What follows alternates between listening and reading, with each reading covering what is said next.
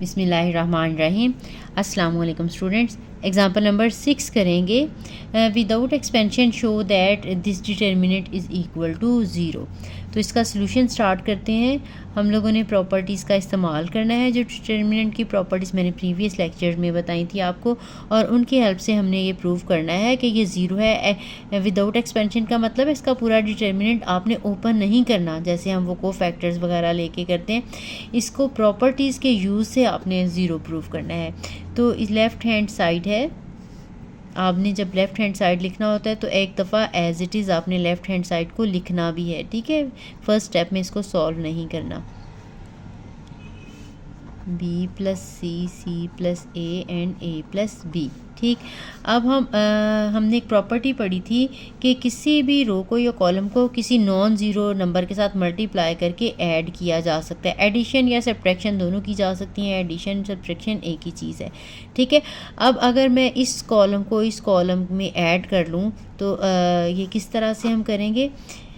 ये है एक्स और ये एक्स, इन दोनों कॉलम्स को ऐड कर देंगे। मीन यानी 1 के साथ मल्टीप्लाई करके ऐड किया, इसका मतलब एज इट इज़ ही ऐड कर लेना है। इसको हमने इस नंबर में ऐड करना है, इसको इसमें ऐड करना है, और इसको हमने इसमें ऐड करना है। तो ये आ जाएगा a plus x plus B plus c, ठीक है। और ये b plus x plus C plus a, ये आ जाएगा c प्लस एक्स और साथ में आ जाएगा प्लस a प्लस b। और ये वाला कॉलम एज इट इज़ लिखेंगे b plus C plus a और a प्लस b। हमने लिखना क्या है, साथ जो भी करना है आपने लिख लेना है C2 प्लस C3। कॉलम 2 के अंदर आपने कॉलम 3 ऐड किया है, ठीक है। जिस कॉलम में हमने ऐड करना होगा, जो चेंज करनी होगी, वो हम पहले लिखेंगे। दूसरा वाला कॉलम के लिए हम C1 C2 C3 यूज़ कर लेते हैं। रोज़ के लिए R1 R2 R3 स्टेटमेंट में भी लिखा जा सकता है, लेकिन ये ज़रा इस तरह से लिखना आसान है, ठीक। इसके बाद अब हम क्या करेंगे, इन्हें एक्स और एक्स, ये देखें अरेंज करके देखें, ये a plus B plus C plus x है, ठीक है। सब ये सेम ही है, ये a है, b है और c है, a b c plus x. यहाँ पे भी ये भी a b c और x, इसको अरेंज करके लगा लिया, इसको भी। और ये थर्ड भी a b c और x, तो ये a plus B plus C plus x है। ये थर्ड कॉलम जो है ऐसे ही लगा लेंगे, b plus C plus a और a प्लस b, ठीक। अब आपने क्या करना है कि इस कॉलम में से हमने x को कॉमन निकाल लेना है, और इस कॉलम में से a plus B plus C plus x, किसी भी कॉलम, मैंने आपको बताया था मैट्रिक्स में किसी एक रो में से या किसी एक कॉलम में से हम कॉमन निकाल कर बाहर लिख सकते हैं। जब मैट्रिक्स हो तो हम पूरे हर एलिमेंट में अगर कॉमन हो तो बाहर निकालते हैं उसको, लेकिन जब भी हमने डिटर्मिनेंट की बात करनी है तो किसी एक कॉलम से या किसी एक रो से कॉमन निकाल कर बाहर लिख सकते हैं। या जब हमने मल्टीप्लाई भी अगर किसी नंबर के साथ मल्टीप्लाई करना होता है या डिवाइड कर, तो किसी एक रो को या किसी भी एक कॉलम को हम मल्टीप्लाई करते हैं। तो यहाँ से इस कॉलम से हमने x कॉमन निकाल लिया, और इस कॉलम से हमने a plus B plus C plus X common निकाल लिया। जब यहाँ से हमने x कॉमन निकाला तो 1 1 1 बच जाएगा। यहाँ पे भी हमने ये कॉमन निकाल लिया तो 1 1 1 बच जाएगा। और बाकी ये वाला जो कॉलम है ये हम एज इट इज़ ही लगा देंगे, b plus C plus a और a प्लस b, ठीक है। जो भी हमने काम किया है वो हमने यहाँ पे लिखना है। यहाँ पे लिखेंगे by taking x common from column 1 and a plus B plus C plus X from column 2। तो अब ये हमारे पास देखें, ये दो कॉलम बिल्कुल सेम हो गए, 1 1 1 और 1 1 1। तो जब भी 2 कॉलम्स या 2 रोज सेम हो जाएं तो उसके डिटर्मिनेंट का आंसर 0 हो जाता है। ये भी मैंने प्रॉपर्टीज़ में आपको बताया था। अब ये फर्स्ट और सेकंड कॉलम सेम है, ये x, ये a plus B plus C plus X into ये सारा डिटर्मिनेंट 0 हो जाएगा। किस वजह से, since column 1 is identical to column 2, दोनों कॉलम आइडेंटिकल हो गए, इसलिए यहाँ पे इस डिटर्मिनेंट का आंसर 0। और 0 को जब हम इस सारे के साथ मल्टीप्लाई करेंगे तो आंसर फिर भी 0 ही आ जाएगा। और यही हमने प्रूव करना था, यही हमारी राइट हैंड साइड थी। तो हम लिखेंगे हेंस प्रूव्ड, या फिर बच्चे लिखते हैं mostly left hand side is equal to right hand side, तो ऐसे लिख देंगे तब भी ठीक है। नेक्स्ट एग्जांपल है example number 7, find A inverse if A matrix is given. आपने इन्वर्स निकालना है। आपको पता है कि इन्वर्स निकालने के लिए क्या फार्मूला होता है, since A inverse is equal to 1 over A mod into adjoint of A. ठीक है, तो अब हमने एग्जांपल की हेल्प से समझना है एडजॉइंट कैसे निकालेंगे और डिटर्मिनेंट कैसे निकालेंगे। डिटर्मिनेंट निकालना मैंने आपको सिखा दिया था पहले भी, तो अब हम डिटर्मिनेंट भी निकालेंगे और एडजॉइंट भी निकालेंगे। तो पहले हम क्योंकि हमें एडजॉइंट के लिए हर एलिमेंट का कोफैक्टर चाहिए, तो इसलिए हम सारे कोफैक्टर्स इसके निकालेंगे, A11, A12, A13, A21, A22, A23 और इसी तरह से थर्ड वन का भी, थर्ड रो का भी। तो सबसे पहले A11 निकालेंगे, फिर इन्हीं की हेल्प से हम डिटर्मिनेंट भी निकालेंगे। A11 is -1 raise to power 1 + 1। तो ये है A11, ये रो और ये कॉलम छोड़ेंगे तो ये नंबर आ जाएगा हमारे पास 2, -1, 1 और 1। इसको सिंप्लीफाई कर लेते हैं, -1 का स्क्वायर आ जाएगा और इसका डिटर्मिनेंट ओपन कर लेंगे, 2 × 1 माइनस -1 मल्टीप्लाई बाय 1, तो ये आ जाएगा। इसका स्क्वायर लेंगे तो ये पॉजिटिव हो जाएगा और सिर्फ ये हमारे पास रह जाएगा 2 + 1, आंसर आ जाएगा 3।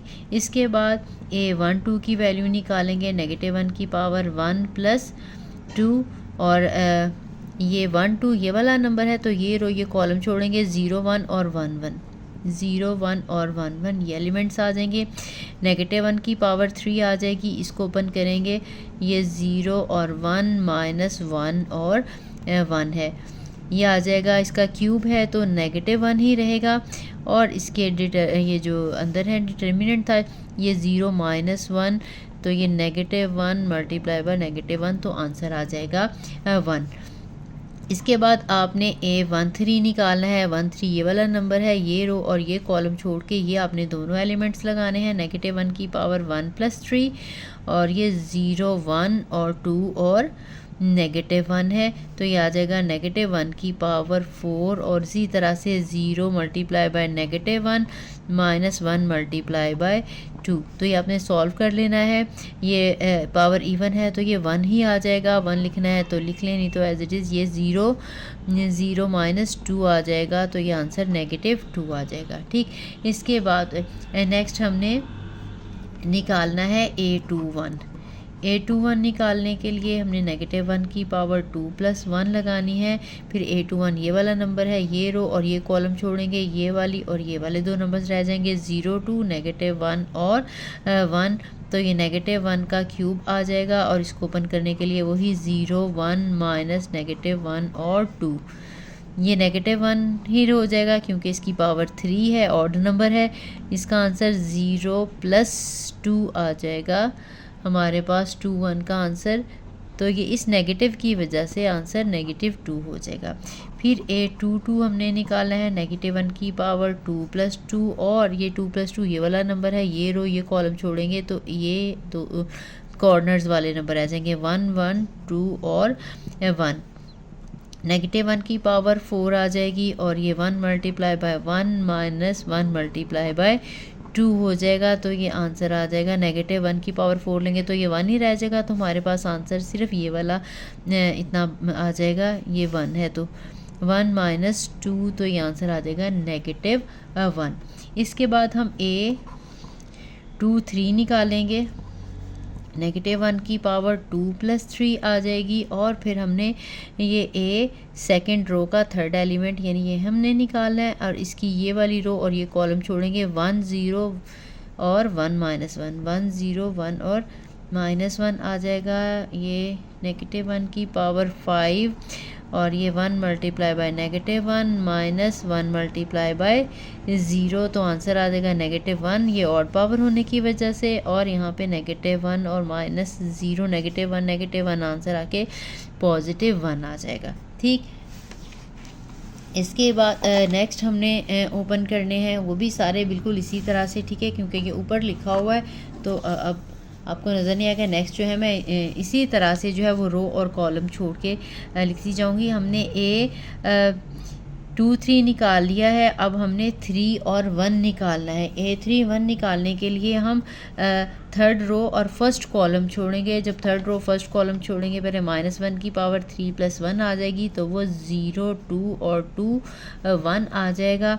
अब ये -1 की पावर 4 हो गई है और इसको ओपन कर लेंगे, 0 1 और -2 × 2 आ जाएगा। ये इसकी पावर 4 है तो ये पॉजिटिव ही हो जाएगा, और ये 0 -4 तो आंसर आ जाएगा -4।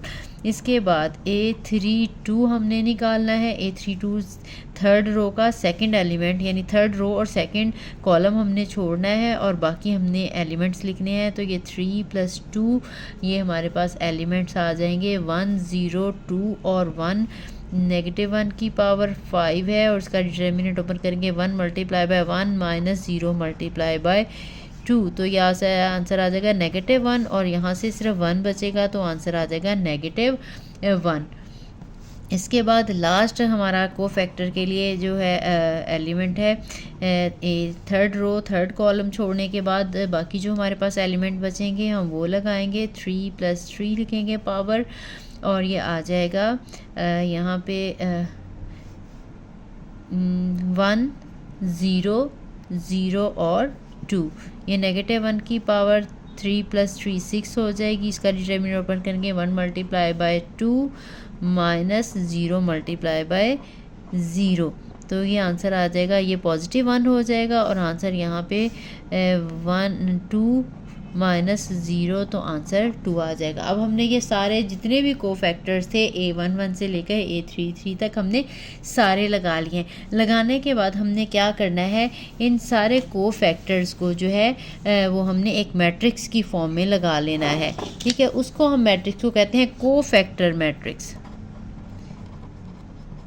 कोफैक्टर मैट्रिक्स, कोफैक्टर मैट्रिक्स क्या होता है, हर नंबर की जगह पे उसका मैट्रिक्स लगा दें। यहाँ पे A11 की वैल्यू, यहाँ पे A12 की, यहाँ A13 की, यहाँ पे A21 की, A22 की, A23 की, A31 A32 A33 की वैल्यू हमने लगानी है। तो इस मैट्रिक्स को हम कोफैक्टर मैट्रिक्स कहते हैं। कोफैक्टर मैट्रिक्स का जब हम ट्रांसपोज लेंगे तो वो एडजॉइंट आ जाएगा, ठीक है। अब ये हमने सारे आंसर्स निकाले थे, इन सारे आंसर्स को हमने यहाँ पे लगा दिया। A11 की वैल्यू 3 थी, फिर A12 की वैल्यू 1 है, ये -2 है, तो हमने इन सब की वैल्यूज़ जो है यहाँ पे हमने लगा देनी है और ये 2 आ जाएगा। अब करने के बाद जब हमने एडजॉइंट निकालना है, adjoint of A it will be the transpose of this matrix, 3 -2 -4 1 -1 -1 -2 1 और 2, इसका ट्रांसपोज जो होता है कोफैक्टर मैट्रिक्स का वो एडजॉइंट कहलाता है। अब हमने इसका ट्रांसपोज ले लेना है, तो वो आ जाएगा 3 1 3 1 -2, ठीक है। फिर इसके बाद -2 -1 और 1। इसी तरह से थर्ड रो को थर्ड कॉलम बना लेना, कॉलम लेके रोज़ बना लें या रोज़ लेकर कॉलम बना लें, तो एक ही बात है। ये आ जाएगा -4 -1 और 2। अब ये हमारे पास एडजॉइंट आ चुका है। हमने डिटर्मिनेंट भी निकालना है। ए डिटर्मिनेंट जो है आपको पता है, A determinant is equal to A11 × A11 plus A12 × A12 plus A13 × A13, यानी वो नंबर लगाना है A13, साथ उसका कोफैक्टर लगाना है। फिर इसी तरह से A12 लगाना है, उसका कोफैक्टर लगाना है। अब ये देखें A11 जो है ये एलिमेंट था, ये इसके साथ 1 लगाना है, 1 को कैपिटल A11 के साथ, यानी ये कोफैक्टर जो था इसके साथ हमने मल्टीप्लाई करना है A11 के साथ। फिर हमने 0 को मल्टीप्लाई करना है A12 के साथ, फिर 2 को मल्टीप्लाई करना है A13 के साथ, और फिर इनको हमने ऐड कर लेना है। तो इनकी वैल्यूज़ मैं यहाँ पे लगा देती हूँ और इसको हम सिंप्लीफाई कर लेंगे। A11 1 है और A1 ये कैपिटल A11 वाले का आंसर है 3, ये 0 है और इसका आंसर है 1। ये 2 है और इसका आंसर है -2। तो हमारे पास जो आंसर बनेगा वो आ जाएगा 3 + 0 - 4 मल्टीप्लाई करने के बाद तो आंसर आ जाएगा डिटर्मिनेंट का -1। अब हमने ए इन्वर्स निकालना है। A inverse is equal to 1/a determinant into adjoint of A. तो यहाँ पे ए डिटर्मिनेंट की वैल्यू -1 लगाई है और एडजॉइंट की वैल्यू ये जो हमने निकाली थी ये सारी लगा देनी है। 3 1 -2 -2 -1 1 -4 -1 और 2। जब हमने सबको -1 के साथ डिवाइड करना है तो -1 के साथ डिवाइड करने से क्या होगा, सारे सिंबल चेंज हो जाएंगे सिर्फ, ठीक है। -1 के साथ मल्टीप्लाई करें या डिवाइड कर लें तो क्या होगा, सिर्फ इनके सिंबल चेंज हो गए। जो पॉजिटिव हैं वो नेगेटिव हो जाएंगे, जो नेगेटिव हैं वो पॉजिटिव हो जाएंगे। ये नेगेटिव हो जाएगा, ये दोनों पॉजिटिव हो जाएंगे। 2 और 4, ये -1 हो जाएगा, ये +1 हो जाएगा और ये +1। यहाँ पे ये पॉजिटिव हो जाएगा, ये -1 और ये -2 और यही रिक्वायर्ड आंसर है ए इनवर्स का। आई होप आपको समझ आ गई होगी। तो मिलते हैं नेक्स्ट वीडियो में। अल्लाह हाफिज़। चैनल को सब्सक्राइब कर दीजिएगा और वीडियो अच्छी लगी हो तो लाइक और कमेंट ज़रूर करिएगा। अल्लाह हाफिज़।